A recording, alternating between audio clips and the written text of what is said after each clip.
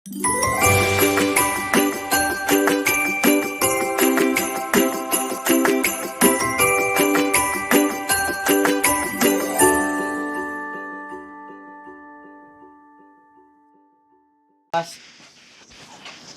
Selamat sore, Mas. Selamat sore.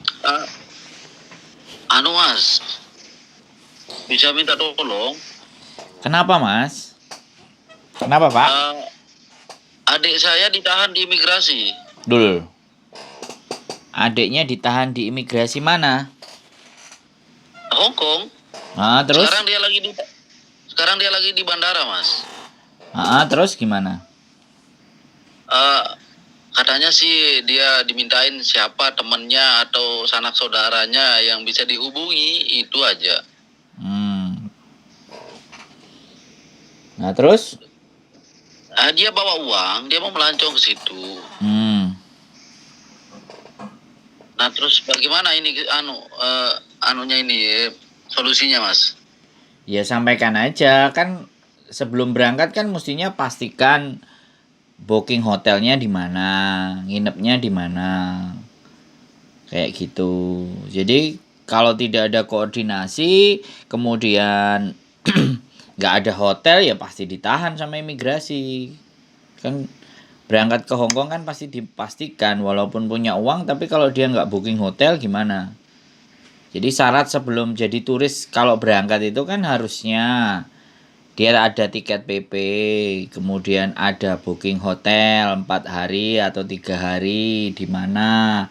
Terus dia mau jalan kemana saja. Kalau dia bisa tanya, kalau bisa jawab pertanyaan imigrasi ya lewat. Tapi kalau ditanya nggak bisa jawab, ya repot. Imigrasi pasti akan mendeportasi balik, memulangkan balik, gitu. Nah, itu dia masalahnya ini, Mas. Iya, ya memang begitu. Saya udah 5 kali kayak gitu. Kalau Ya, kalau tanyanya sama saya mendadak begini, ya nggak ada persiapan. Tapi ya kalau kan saya sudah tonton semua kontennya Mas kan gitu kan. lu terus masalahnya kalau sampean sudah nonton konten, saya harus bagaimana? Kan ini persoalannya.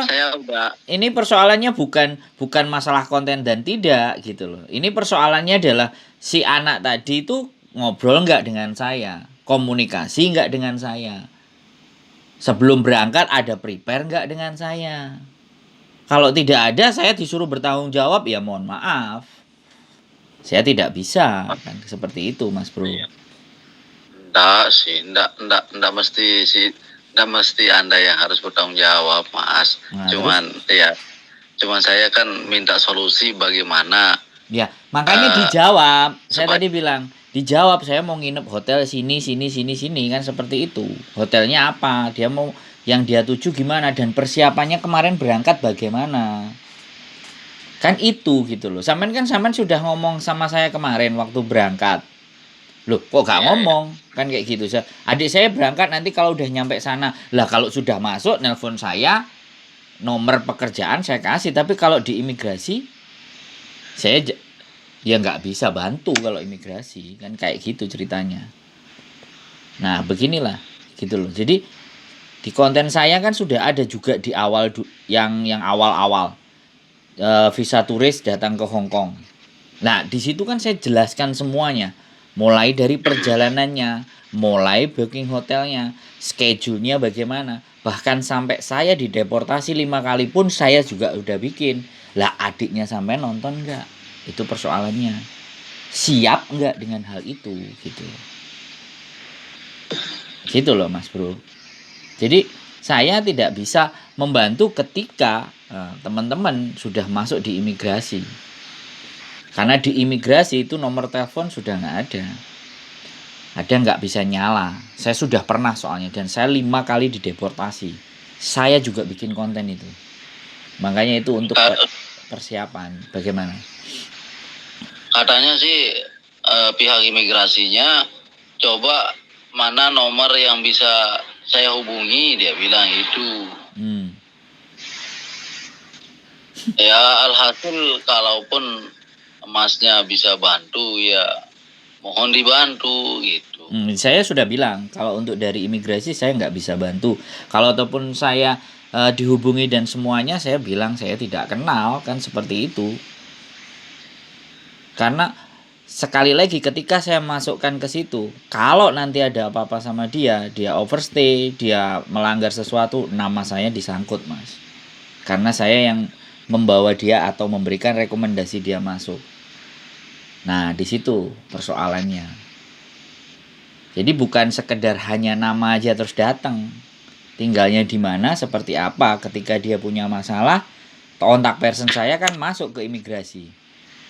Alamat saya dicari, saya didatengin, ada hubungan apa dengan orang ini. Nah, di situ Mas saya nggak mau ngambil resiko. Gitu. Saya sama sampean kenalnya kan baru di telepon. Sama adik sampean saya juga nggak kenal. Bukan bagaimana dan seperti apa. Saya membantu orang, saya juga harus mengamankan diri saya. Kan seperti itu ceritanya. Jadi segala sesuatu tidak bisa kalau tidak kita bicarakan sejak dari awal. Jadi kan seperti itu. Konten saya, walaupun saya bantu-bantu orang, tapi bantu pun saya juga harus lihat posisi. Lihat posisi saya, bagaimana membantunya. Apakah memang benar? Apakah nanti saya membantu dan tidak membahayakan diri saya? Nah, itu juga kan harus diperhitungkan. Dan itu harus dipertimbangkan. Apakah ini masuk potes ini, Mas? Kenapa? Apakah ini masuk potes ini? Enggak. Saya enggak, karena sampean kan udah pernah masuk. Paling kalau saya nanti podcast, saya cerita sendiri. Karena kemarin banyak anak, 5 orang itu sudah masuk ke Hong Kong, udah nelpon saya. 5 anak ke Hong Kong masuk jadi turis, nyari pekerjaan. Wah, ini berarti sudah sangat longgar sekali Hong Kong, karena banyak mereka masuk. Nah, Bisa tapi dia masuk jadinya ya? iya, tapi giliran adik sampean saya nggak tahu. Nah, makanya itu yang buat saya heran, Mas. Sebenarnya dia berangkat bertiga tadi ini. Nah, yang 2-nya lolos, sendiriannya adik saya itu yang ditahan di imigrasi. Ya itu namanya random check, Pak. Jadi di situ yang dinamakan random check itu di situ.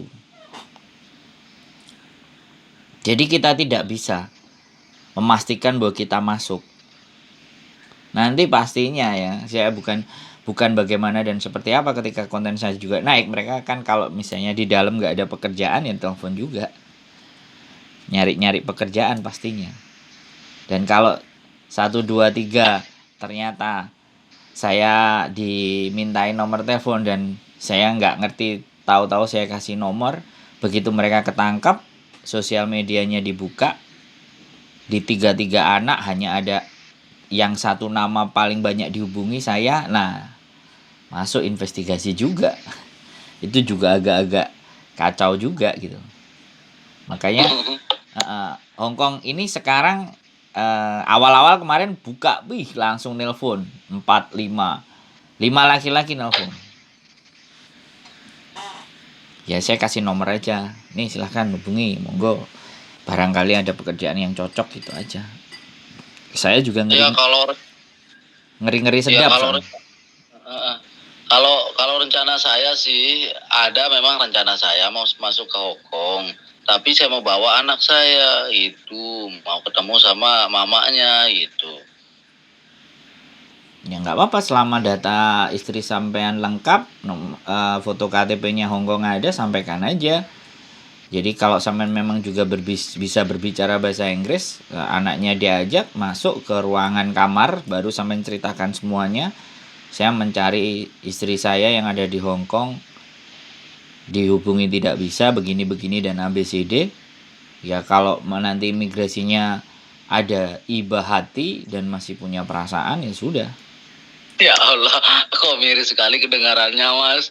Iba hati dan Loh enggak, sekarang saya bilang sama sampean ya. Kalau orang-orang backpacker itu ketika masuk suatu negara hanya ada 2 dia bisa masuk. Siapa yang bisa menentukan? Tuhan Yang Maha Esa dan staff officer imigrasi. Itu itu anekdot ya. Itu leluconnya para backpacker. Orang-orang yang berjalan ke luar negeri. Nah, kalau sampean mau trial, silahkan sampean coba. Tapi tingkat keberhasilannya, sampean harus terima resikonya. Salah satunya ini yang adik sampean rasakan juga. 3 orang masuk, 2 masuk, 1 nyantol. Ya kan? Iya. Jadi sekali lagi saya bilang bahwa negara orang itu tidak seperti apa yang kita bayangkan. Apakah kemungkinan terburuk itu tidak bisa kita hadapi? Sangat mungkin. Makanya di konten-konten saya menceritakan bagaimana saya 6 bulan meriset Hong Kong itu seperti apa. Kemudian saya keluarnya dari Hong Kong kalau extend visa bagaimana. Dan alasan apa yang harus saya sampaikan. Dan kalau saya ditanya tujuannya apa ke Hong Kong kok keluar masuk. Itu semuanya serba harus. Dan ketika saya sudah di dalam, apakah saya sudah bisa ada channel untuk bekerja, kemudian bisa mendapatkan uang sehingga saya bisa keluar masuk.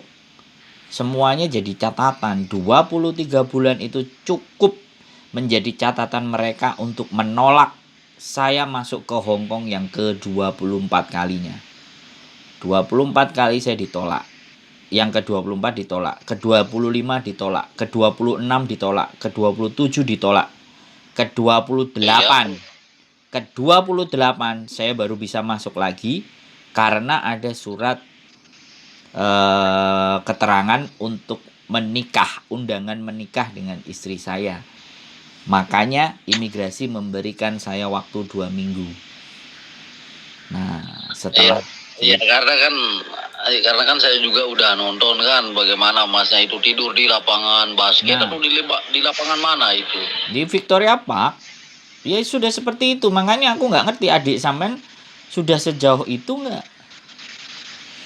Sudah juga melihat nggak kalau sampean minta tolong adiknya? Adiknya nonton nggak? Sampean sendiri yang nonton, sampean mau berangkat, ya sampean pertimbangkan dengan segala bentuk suasana dan kondisi, kecuali Allah punya kehendak yang lain, sampean diloloskan untuk bisa masuk ke Hong Kong. Itu istimewa. Itu adalah suatu hidayah. Nah, jadi tergantung segala sesuatu kan. Sekali lagi saya bukan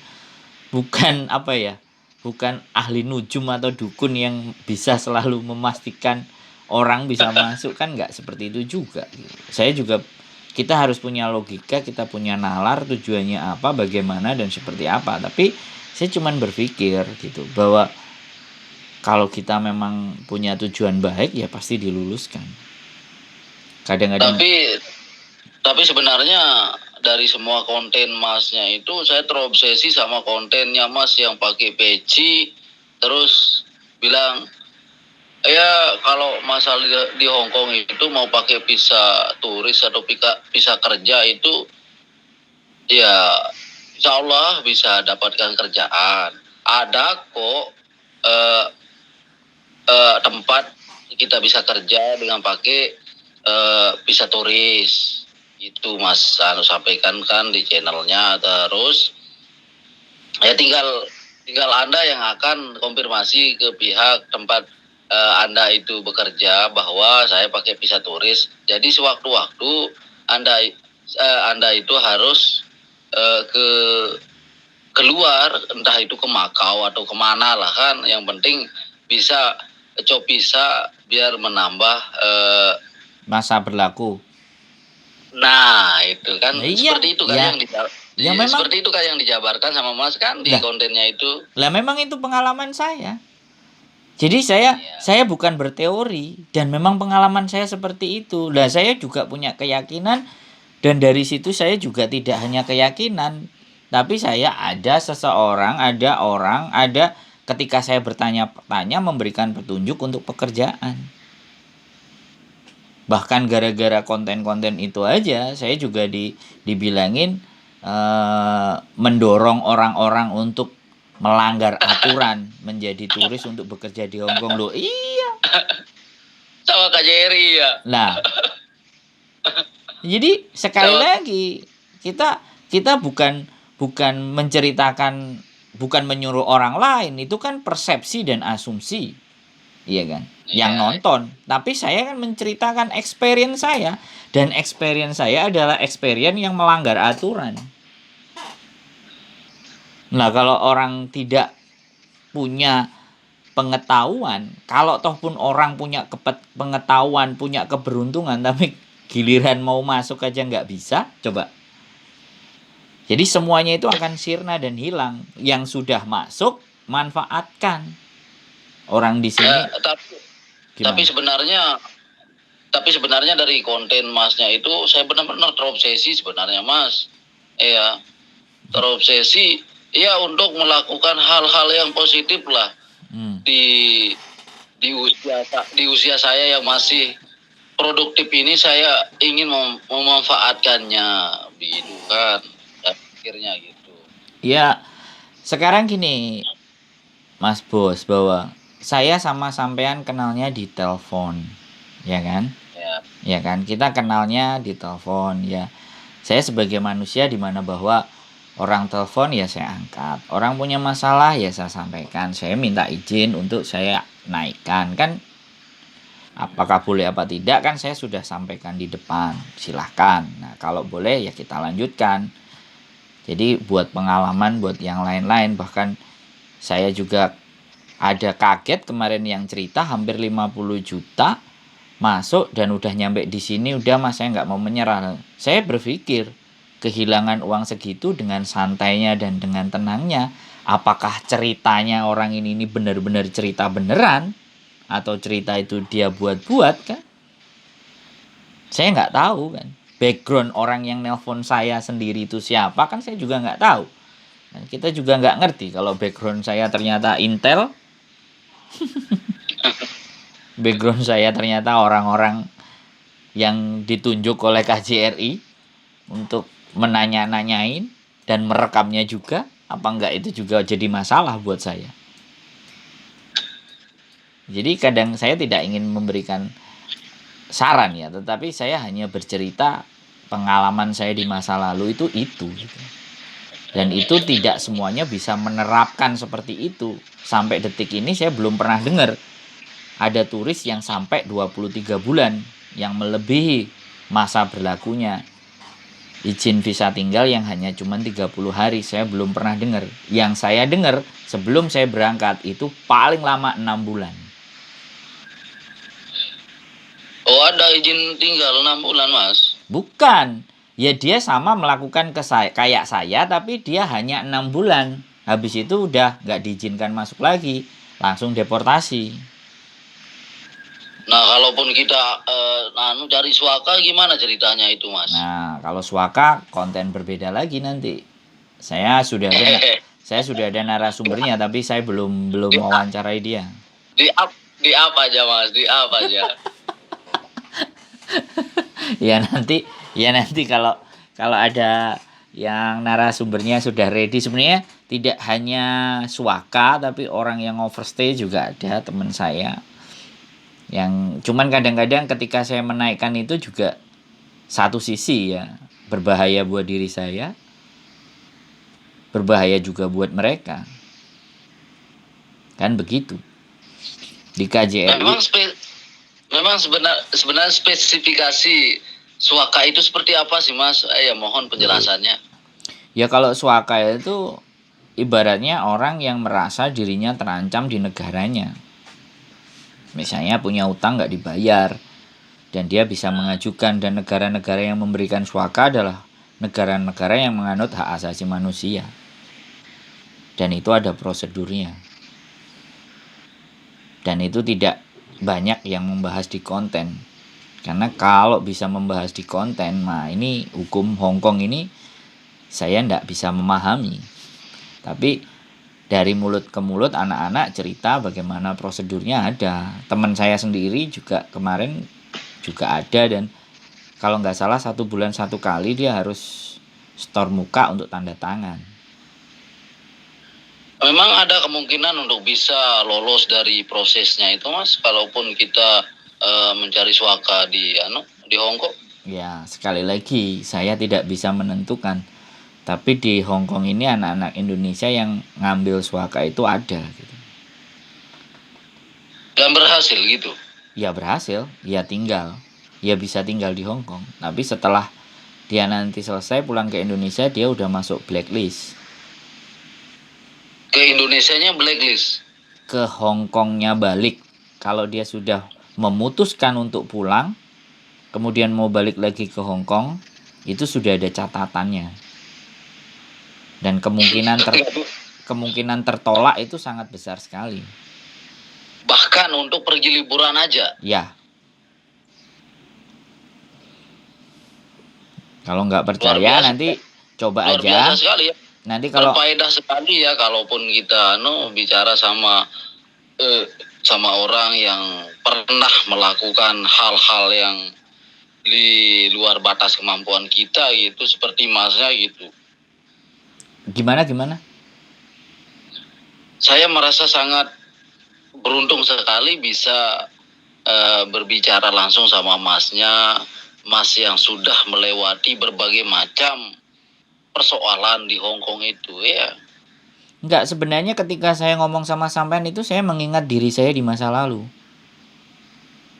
Saya juga orang-orang yang seperti sampean selalu mencari info, mencari data, mencari sumber-sumber informasi yang memang dipercaya. Makanya kenapa sih saya menggunakan konten saat ini untuk membagi pengalaman saya. Karena setiap pengalaman itu belum tentu orang itu juga akan berhasil dengan pengalaman yang sama. Dari rumus A itu tidak selalu orang akan mengikuti dengan rumus A itu berhasil. Itulah yang dinamakan kenapa rezeki, jodoh, dan mati itu Tuhan yang atur. Punya keistimewaan sendiri.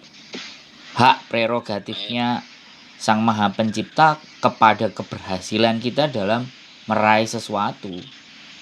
Fix sudah ini benar. Gitu loh. Fix benar maksudnya gimana nih? Fix benar maksud saya ya, kita sebagai umat manusia kan bisanya sekedar bisa berencana dan melakukan, untuk hasil itu kan urusan Allah Subhanahu wa taala. Bukankah begitu, Mas? Nah. Jadi kembali lagi di mana bahwa saya juga tidak menceritakan secara spiritual apa yang saya lakukan. Saya sejak 2000 ya ini extraordinary sih sebenarnya. Sayang kalau saya hanya konsumsi saya sama sampean saja sih. Seharusnya harus semua banyak orang ya saya ingin menceritakan apa yang saya alami kepada sampean dan bisa dikonsumsi oleh orang lain agar bisa belajar dari apa yang saya sampaikan ibaratnya gitu loh. Jadi ya di apa aja apa aja sekarang Mas, enggak apa-apa. Ya, di tahun 2000 saya itu sudah jalanin puasa Senin Kamis. Dan selama saya mulai menginjakkan kaki saya di Hong Kong waktu itu, saya tidak pernah putus 5 waktu itu. Walaupun subuh itu kadang-kadang suhunya begitu dingin. Mau nggak mau saya harus gitu. Setelah Anda ada di Hong Kong gitu kan? Di Indonesia kadang saya pecah-pecah. Di Indonesia saya nggak bisa menjaga 5 waktu saya, tapi puasanya saya jalanin. Kan kalau sampean belajar kitabnya Imam Ghazali, kalau sampean mau belajar kitabnya Imam Ghazali, bagaimana runutan cara ibadah, bahwa ibadah sunnah itu untuk mendapatkan ibaratnya ya, kalau seorang rasul itu namanya mukjizat ya. Kalau orang-orang yang ibaratnya kayak wali itu karomah ya. Tapi kalau orang-orang biasa itu ada sebutannya. Tapi saya nggak berani bicara itu sebagai bentuk kesaktian. Tapi ibadah sunnah itu, kalau sampean percaya juga Panglima kita Jenderal Sudirman itu kan ada kendi yang ada di tandunya. Dan dia menjaga kesuciannya selama perang gerilya.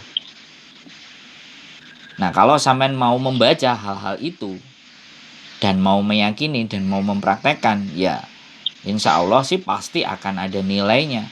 Itu terbukti di dalam diri saya. Saya tidak Kalau jadi bisa di up aja Mas. jadi ya makanya saya ngomong dulu kan. Jadi yang saya lakukan itu, dan saya selalu mencoba membawa kardus dan botol. Nah, saya dari ceritanya itu untuk mewujudkan apa yang menjadi tujuan saya harus ibaratnya kalau kita orang muslim itu namanya orang Jawa itu bilangnya tirakat. Jadi kita harus melakukan sesuatu gitu loh. Dan kita harus praktekkan itu gitu. Dan jangan cuman sekali dua kali gitu. Kalau bisa seterusnya.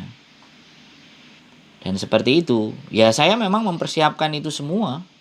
Sejak tahun 2000 saya terbiasa karena dulu ngekos jatah uang dari orang tua cuman 50.000 bagaimana cukup digunakan hidup selama 2 minggu. Ya mau nggak mau kita harus bisa menahan lapar juga atau mengurangi porsi makan. Jadi ada hal yang kita lakukan gitu. Dan sejak 2000 saya masuk ke Hong Kong itu 2013. Tapi sebelum ke Hong Kong saya ke Jepang 3 bulan. Dan ke Jepang pun gitu. Kalau di HK itu ada tempat kita Jumatan, Mas? Nggak ada dong. Ada. Di KJRI? Kayaknya kemarin ada salah satu channel saya tonton, ada peresmian masjid di Hong Kong itu. Ada. Masjid banyak. KJRI juga ada Jumatan di Kos BB. KJRI sudah buka lagi Jumatan. Di Masjid Wancai ada, di Simsacoy ada, di Jordan ada. Di Kos BB KJRI-nya ya? Ya, di Kos BB. Cuman Jumatan aja. Sholat subuh, sampean mau subuh di Wancai, Masjid Wancai ada juga. Di masjid yang besar-besar sholat subuh dibuka. Bahkan sebenarnya sholat subuh di masjid-masjid dibuka. Cuman tidak bisa digunakan untuk tidur, pasti diusir. Mereka masjidnya ditutup. Tapi tidak seseluasa di Indonesia lah gitu. Iya, karena kan bukan mayoritas. Iya. Muslim di sini bukan mayoritas di Hong Kong. Jadi kembali lagi persiapan secara spiritual, persiapan secara mental, persiapan secara pengetahuan itu harus benar-benar diukur. Harus benar-benar kita berpikir. Kayak kemarin ada anak yang kalau sampean di podcastnya istri saya, dia datang ke rumah saya di Kediri, dia nanya-nanyain, setelah dia tanya-tanya ternyata di Hong Kong sudah saya ketemu dengan dia, dan sekarang dia sudah di Hong Kong.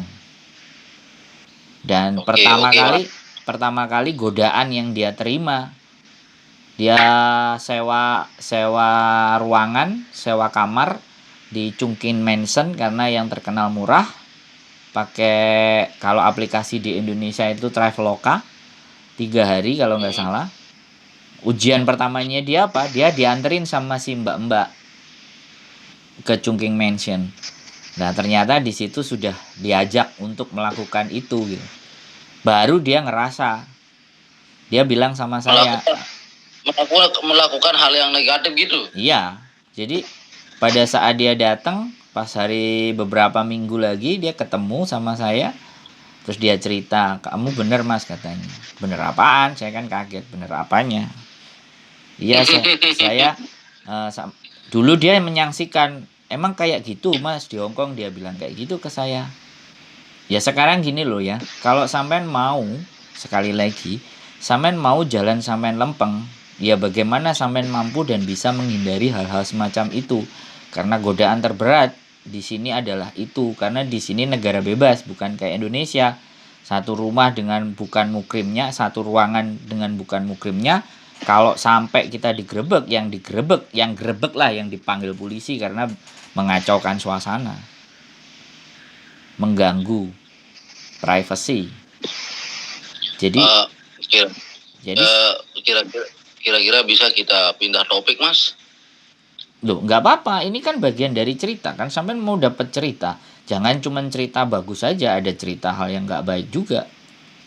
Iya, sudah saya pastikan kalau di Hong Kong itu kan negara bebas dan ya Allah ngeri sebenarnya, sumpah Mas. Nah, jadi seperti itulah ceritanya. Makanya dibutuhkan kematangan spiritual.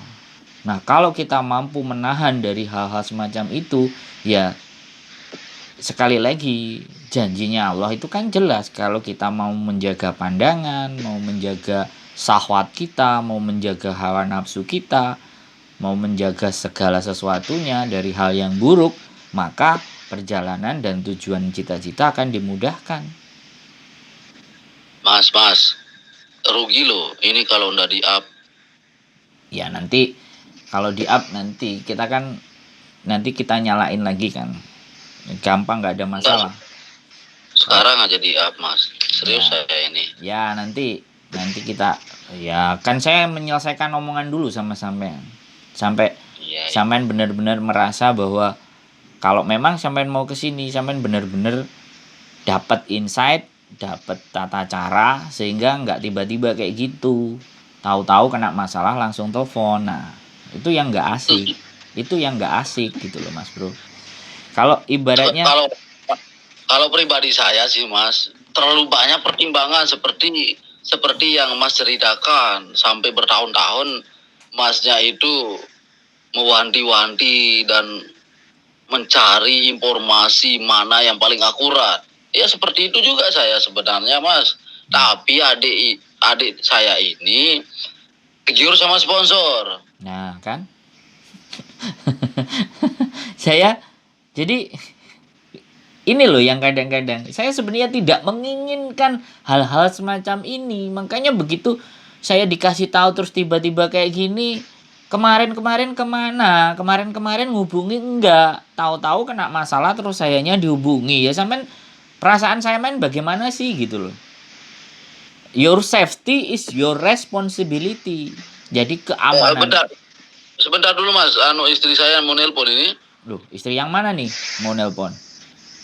Yang di Hong Kong. Wah, sambungin sekalian. Coba sambungin sekalian. Kan seru tuh. Sampean sudah ketemu sama istrinya, ha? Kan keren ini. Kan saya seneng jadi. Okay. Bisa nggak? Dia di Suen Wan. Nah, seneng saya berarti. Sampean kemarin bilang ke saya nggak bisa nemuin. Sekarang sampean sudah bisa teleponan sama istrinya, ha? Oke lah. Mas, sebenarnya saya ada rencana mau buat konten sama Mas sebenarnya. Konten apaan? Kan rencana saya mau ke